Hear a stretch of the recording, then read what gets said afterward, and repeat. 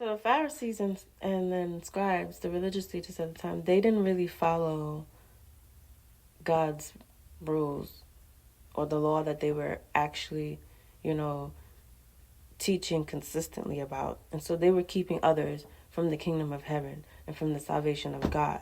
They were keeping others from that because they were themselves not following them. And so they were keeping others from following him too.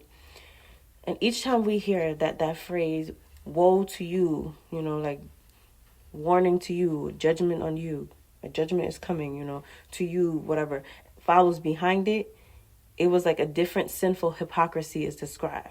So when Jesus would say, woe to you, scribes and Pharisees, you hypocrites, and then he would explain the hypocrisy behind it. It was a different hypocrisy describing each. Okay.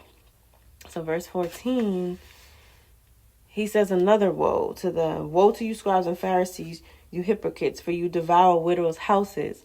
They were destroying the widows, and then they were pretending to have these long prayers as if they were helping them, but when they were actually destroying them. Therefore, you will receive greater condemnation. And then 15, woe to you, scribes and Pharisees, hypocrites again, for you travel on land and sea to win one prophet or an oracle. It says proselyte, but that's what it means. So, prophet, and then when he is won, you make him twice as much as a son of hell as yourselves. Woo, Jesus ain't playing. Then he said, verse 16, woe to you, blind guides. He's calling them out, saying that they're blind. Who say, whoever swears by the temple, it is nothing. But whoever swears by the gold of the temple, he is obliged to perform it. They had this saying that swear by the temple is like nothing. No, that don't mean nothing. But when you say swear by the gold of the temple, then you're really like it's a binding oath. Like it's like now you standing on business. Like you mean, oh man, that's a promise of promise, right? Jesus says, fools and blind.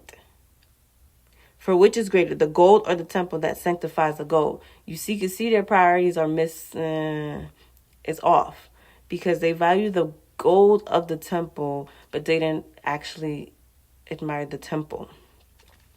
So it's like whoever swears by the altar, it is nothing, but whoever swears by the gift that is on it, he is obliged to perform it. So when he calls them fool and blind, he said, for which is greater, the gift or the altar that sanctifies the gift? Which one's important? The gift or the altar that represents Christ, that symbolizes Jesus, that symbolizes his presence, the presence of God. Which one's important? The gold of the temple or of the altar, or actually God's presence? They were prioritizing the gold and not God's presence. So their priorities were messed up. And therefore, he who swears by the altar